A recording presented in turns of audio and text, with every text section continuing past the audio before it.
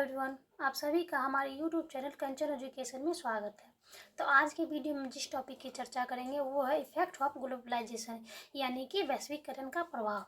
तो हम जानेंगे कि वैश्वीकरण का प्रभाव किन किन रूपों में और किन तरीकों से पड़ता है। तो वैश्वीकरण के युग में नियोजित अर्थव्यवस्था से मुक्त बाजार की ओर अपना कदम बढ़ाया है, जिस क्रम में नई आर्थिक नीति और बाजार शक्ति की भूमिका निश्चित रूप से बढ़ी, जिसके फलस्वरूप जो है नौकरशाहों एवं राजनीतिज्ञों का प्रभाव कम हुआ है। वैश्वीकरण व उदारीकरण के अंतर्गत विकास को गरीबी निवारण का समाधान माना गया है, लेकिन गरीबी निवारण के लिए विकास से रोजगार का सृजन, लाभप्रद व्यवसाय को खोलना जो है काफ़ी व्यक्ति के पास आय का साधन आया गया है और जिससे गरीबी का निवारण किया गया है।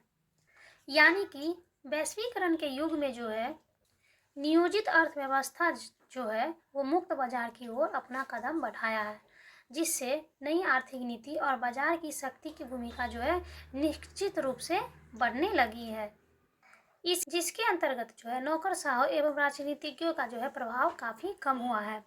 वैश्वीकरण व उदारीकरण के अंतर्गत जो है विकास को जो है गरीबी निवारण का साधन माना गया है, लेकिन गरीबी निवारण के लिए जो विकास से रोजगार का सृजन करके लाभप्रद व्यवसाय को खोला गया है, जिससे व्यक्ति के पास आय का जो साधन आया तथा गरीबी को दूर किया गया। वैश्वीकरण का प्रारंभ सन 1991 में हुआ था, जिस क्रम में नई अर्थव्यवस्था में संघीय बाजार का उदय हुआ। वैश्वीकरण के परिणाम स्वरूप उत्पन्न नई अर्थव्यवस्था के प्रभावों को हम इन निम्नांकित बिंदुओं के माध्यम से समझ सकते हैं। फर्स्ट पॉइंट है राष्ट्रीय आय में वृद्धि। वैश्वीकरण और उदारीकरण ने भारत की राष्ट्रीय आय और प्रति व्यक्ति आय में वृद्धि की। 2007 से 8 में राष्ट्रीय आय वर्तमान मूल्यों पर 27,60,325 करोड़ तक पहुंची, जबकि 1993 से 94 में 6,85,912 करोड़ थी।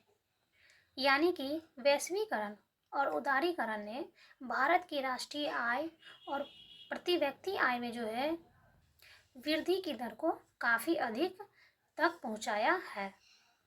सेकेंड पॉइंट है उद्योग धंधों का विकास। विदेशी पूंजी निवेश में आर्थिक विकास की उच्च दर बढ़ाने में घरेलू पूंजी निवेश बढ़ाया, जिस क्रम में उद्योग धंधों में लाभ और उपभोक्ताओं को उन्नत व तकनीकी कुशलता, मानव व प्राकृतिक संसाधनों को अंतर्राष्ट्रीय स्तर पर सामान और सेवाएं जुटाने का लाभ प्राप्त हुआ है। अर्थात विदेशी पूंजी निवेश ने जो है आर्थिक विकास की उच्च दर को जो है बढ़ाने में घरेलू पूंजी निवेश को काफ़ी अधिक बढ़ाया है, जिस आधार पर जो है उद्योग धंधों में जो है लाभ हुआ है और उपभोक्ताओं को उन्नत व तकनीकी कुशलता, मानव व प्राकृतिक संसाधनों को अंतर्राष्ट्रीय स्तर पर सामान और सेवाएं जुटाने में जो है काफ़ी लाभ प्राप्त हुआ है। थर्ड पॉइंट है कृषि उत्पादन में वृद्धि। वैश्वीकरण व उदारीकरण का लाभ कृषि क्षेत्र में जाने से कृषि के क्षेत्र में नवीन तकनीकों का उदय हुआ है, व्यक्तियों में आत्मनिर्भरता आई है, देश ने आवश्यकता से अधिक अनाजों का जो है निर्यात किया है, खाद्यान्नों में काफ़ी अधिक उत्पादन हुआ है, जैसे कि पहले हल तथा बैल, अब उसकी जगह पर ट्रैक्टर तथा नई नई मशीनों का विकास हुआ तथा कृषि के क्षेत्र में उत्पादन की क्षमता विकसित हुई है। फोर्थ पॉइंट है जीवन की गुणवत्ता। वैश्वीकरण और उदारीकरण के अंतर्गत आर्थिक क्षेत्र में विकास तेजी से हुआ और आर्थिक विकास का स्वरूप विकसित हुआ है, जिस क्रम में लोगों का जीवन स्तर ऊंचा उठा तो निर्धनता का स्तर घटा, इससे आर्थिक जीवन समृद्ध हुआ है। वैश्वीकरण को समृद्ध बनाने के लिए व्यक्ति के अंतर्गत जितनी भी क्षमता होती है उसको विकसित करना होता है, जिससे उस क्षेत्र का विकास होता है। इस क्रम में यह आर्थिक जीवन को समृद्ध बनाकर जीवन की गुणवत्ता का विकास करता है। यानी कि वैश्वीकरण या उदारीकरण ने जो है आर्थिक विकास में काफ़ी तीव्र गति से विकसित हुए हैं, जिससे आर्थिक विकास का स्वरूप जो है काफ़ी अधिक विकसित हुआ है, जिस क्रम में लोगों का जीवन स्तर जो है काफ़ी ऊंचा उठा है तो निर्धनता का स्तर काफ़ी नीचे की ओर घटा है। इससे आर्थिक जीवन भी समृद्ध हुआ है। वैश्वीकरण को समृद्ध बनाने के लिए जो है व्यक्ति के अंतर्गत जितनी भी क्षमता होती है उसको विकसित किया गया तथा उस क्षेत्र का विकास भी किया गया, जिस क्रम में यह आर्थिक जीवन को समृद्ध बनाकर जीवन की गुणवत्ता को विकास की ओर ले जाया गया है। फिफ्थ पॉइंट है परिवहन एवं संचार क्षेत्र में प्रगति। वैश्वीकरण व उदारीकरण के परिणाम स्वरूप देश में परिवहन एवं संचार का क्षेत्र बढ़ता जा रहा है। विकासशील देशों में भारत के पास संचार के क्षेत्र में भारतीय डाक नेटवर्क विश्व का सबसे बड़ा नेटवर्क है। देश में कुल 1,55,669 डाकघर है, जैसे कि टेलीफोन, मोबाइल, कंप्यूटर नेटवर्क आदि संचार के क्षेत्र में आर्थिक परिवर्तन हुआ है। यानी कि वैश्वीकरण व उदारीकरण के फलस्वरूप जो है देश में परिवहन एवं संचार का क्षेत्र काफ़ी अधिक बढ़ता जा रहा है। विकासशील देशों में जो है भारत के पास संचार के क्षेत्र में भारतीय डाक नेटवर्क विश्व का सबसे बड़ा नेटवर्क माना गया है, जिसमें टेलीफोन, मोबाइल, कंप्यूटर नेटवर्क इत्यादि संचार के क्षेत्र में काफ़ी अधिक परिवर्तन हुआ है। नंबर 6 है निर्धनता अनुपात में गिरावट। वैश्वीकरण व उदारीकरण के फलस्वरूप प्रति व्यक्ति आय के साथ साथ राष्ट्रीय आय में वृद्धि हुई है। उद्योग धंधों के साथ साथ कृषि उत्पादन में भी वृद्धि हुई, परंतु निर्धनता के अनुपात में धीरे धीरे गिरावट आ रही है। शिक्षित व्यक्तियों को रोजगार द्वारा पंजीकरण करके जानकारी प्रदान कर बेरोजगारी दूर करने का प्रयास किया गया है। देश में इस समय 947 रोजगार कार्यालय बेरोजगारों को रोजगार दिलाने में सहायक बने हुए हैं, फिर भी निर्धनता के अनुपात में गिरावट है। यानी कि वैश्वीकरण व उदारीकरण के फलस्वरूप जो है प्रति व्यक्ति आय के साथ साथ राष्ट्रीय आय में भी वृद्धि की गई है। उद्योग धंधों के साथ साथ कृषि उत्पादन में भी वृद्धि हुई है, परंतु निर्धनता के अनुपात में धीरे धीरे गिरावट आ रही है। शिक्षित व्यक्तियों को जो है रोजगार द्वारा पंजीकरण करके जानकारी प्रदान करा करके बेरोजगारी दूर करने का प्रयत्न किया जा रहा है। देश में इस समय 947 रोजगार कार्यालय जो है बेरोजगारों को रोजगार दिलाने में सहायता बने हुए हैं और सहायता प्रदान कर रहे हैं। फिर भी निर्धनता के अनुपात में गिरावट आई हुई है। नंबर 7 है निजीकरण। वैश्वीकरण व उदारीकरण के प्रभाव में निजीकरण को देखने को मिल रहा है, क्योंकि विकसित देश भी निजीकरण संस्थाओं द्वारा चलाए जा रहे हैं, जिस क्रम में अच्छा लाभ प्राप्त हो रहा है और इससे प्रेरित होकर विकासशील देशों में उपक्रमों का निजीकरण हो रहा है। अर्थात वैश्वीकरण व उदारीकरण के प्रभाव के कारण को जो है निजीकरण को देखा जा रहा है, क्योंकि विकसित देश में निजीकरण संस्थाओं द्वारा चलाए जा रहे हैं, जिस क्रम में अच्छा लाभ प्राप्त हो रहा है तथा इससे प्रेरित होकर विकासशील देश जो है उपक्रमों का निजीकरण कर रहे हैं। 8वां पॉइंट है शिक्षा में गुणवत्ता, गुणात्मक व तकनीकी सुधार। वैश्वीकरण का प्रमुख प्रभाव तकनीकी शिक्षा पर पड़ा, क्योंकि शिक्षा की वजह से ही देश काफ़ी उच्च स्तर तक पहुंच सका है, वो भी बहुत कम समय में। जैसे कि कुछ समय पहले इंटरनेट से बहुत ही कम लोग परिचित थे, लेकिन वर्तमान में बहुत ही कम समय में दुनिया के विभिन्न देशों में इसका प्रयोग होने लगा है। इस क्रम में कंप्यूटर का प्रयोग भी अब अधिकांश लोगों के द्वारा होने लगा, जिससे शिक्षा में गुणात्मक परिवर्तन के साथ साथ तकनीकी में भी सुधार हुआ है। अर्थात वैश्वीकरण के कारण जो है काफ़ी प्रभाव देखने को मिले हैं, जैसे कि तकनीकी शिक्षा पर प्रभाव पड़ा है। शिक्षा की वजह से देश काफ़ी उच्च स्तर तक पहुंच सका है, वो भी बहुत काफ़ी कम समय में। यानी कि जैसे कि देखा जा सकता है कि पहले के समय में इंटरनेट से बहुत से लोग अनभिज्ञ थे, अनजान थे, उसके बारे में पता नहीं था, लेकिन आज वर्तमान में देखा जाए तो दुनिया के विभिन्न देशों में इसका प्रयोग होने लगा है, जिससे शिक्षा में गुणात्मक व तकनीकी सुधार हुआ है। इस क्रम में कंप्यूटर का प्रयोग भी अब अधिकांश लोगों के द्वारा होने लगा है या किया जाने लगा है, जिससे शिक्षा में गुणात्मक परिवर्तन के साथ साथ तकनीकी परिवर्तन भी हुआ है। 9वां पॉइंट है महिला सशक्तिकरण या जागरूकता। आज वैश्वीकरण के इस दौर में महिलाएं अपने अधिकारों के प्रति परिवहन एवं संचार के माध्यम से तीव्र विकसित और जागरूक हो गई है। महिलाएं हर क्षेत्र में पुरुषों के साथ साथ काम कर रही है तथा इसके अलावा विश्व के हर क्षेत्र में जो है अपनी अपनी पहचान भी बना रही है। यानी कि वैश्वीकरण की वजह से जो है महिलाएं अपने अधिकारों के प्रति जागरूक हो रही है और परिवहन एवं संचार के माध्यम से तीव्र विकसित और जागरूक भी हो रही है, जिसका यह परिणाम हुआ कि महिलाएं जो है वो हर क्षेत्र में पुरुषों के साथ साथ काम कर रही है तथा इसके अलावा विश्व के हर क्षेत्र में जो है वो अपनी अपनी पहचान भी बना रही है।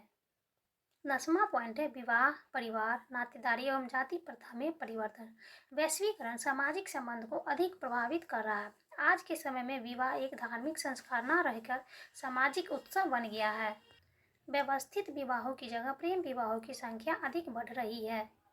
वैश्वीकरण ने परिवार की संरचना तथा स्वरूप को भी प्रभावित किया है। वर्तमान में संयुक्त परिवारों की जगह एकाकी परिवार ने अपनी जगह बना ली है, जिससे बच्चों पर परिवार का नियंत्रण बहुत ही कम देखा जा रहा है। यानी कि वैश्वीकरण जो है सामाजिक संबंध को अधिक प्रभावित कर रहे हैं।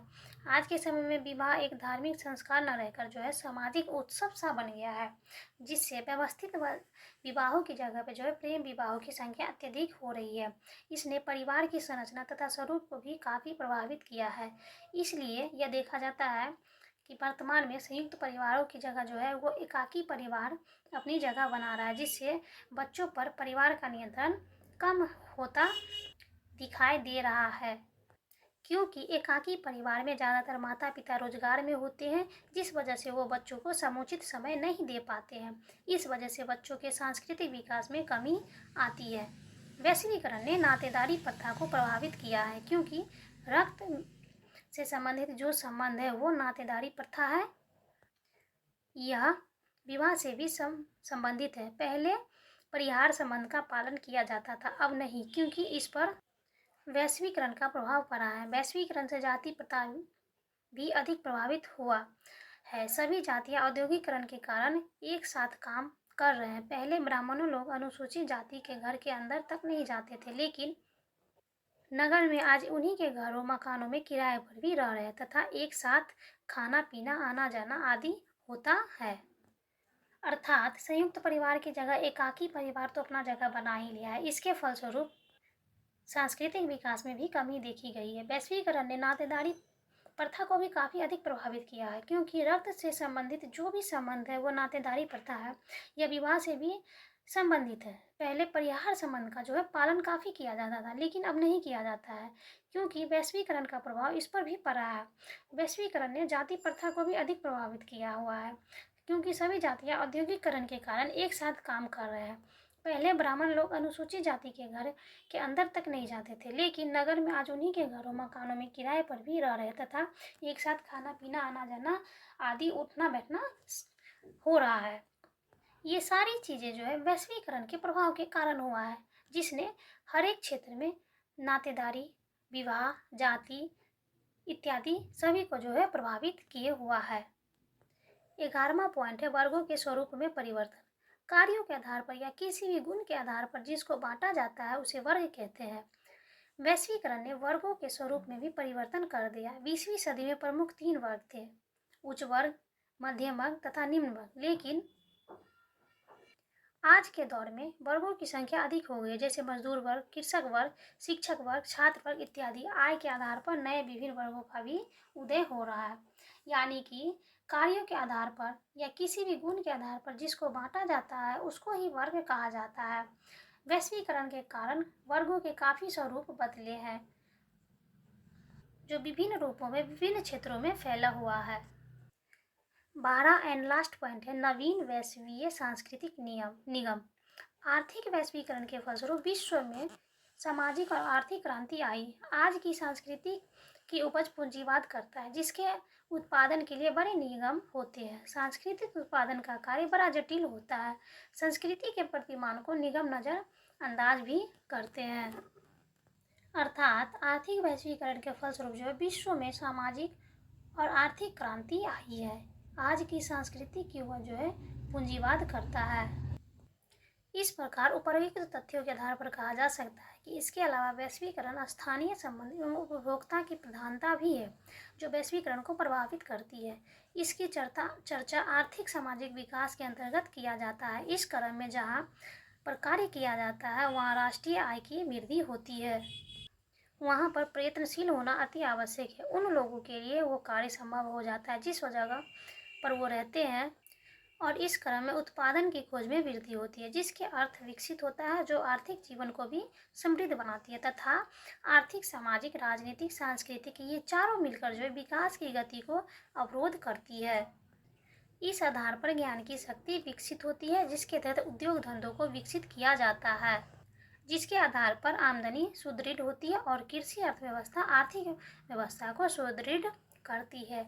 यानी कि वैश्वीकरण जो है स्थानीय संबंध एवं उपभोक्ता की प्रधानता है जो वैश्वीकरण को प्रभावित करती है। इसको आर्थिक सामाजिक विकास के अंतर्गत चर्चा किया जाता है। राष्ट्रीय आय में वृद्धि होती है, जहां प्रयत्नशील होना अति आवश्यक माना जाता है।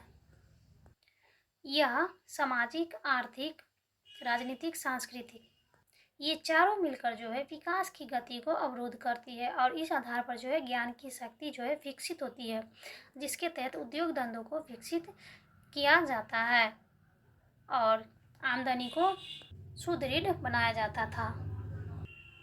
तो आज का हमारा टॉपिक था वैश्वीकरण का प्रभाव क्या है, उसके बारे में हम जाने, जिसके अंतर्गत हमने 12 पॉइंटों की चर्चा विस्तार पूर्वक की है। इसके फलस्वरूप हमें यह ज्ञात हुआ कि वैश्वीकरण जो है किन किन रूपों में जो है सभी को प्रभावित पूर्ण रूप से करते हैं। इसको एक विशेष एवं सुदृढ़ व्यवस्था माना गया, जिसने आर्थिक विकास को काफ़ी भी अधिक विकसित किया है या सुदृढ़ बनाया है, रोजगार के अवसर प्राप्त कराए हैं, परिवार, जाति, नातेदारी इत्यादि सभी को विभिन्न रूपों में ये प्रभावित किए हैं। आज का हमारा टॉपिक था वैश्वीकरण का प्रभाव, जिसकी चर्चा हम आज के वीडियो में किए हैं। वीडियो अच्छी लगी तो लाइक, शेयर एंड सब्सक्राइब जरूर करिएगा।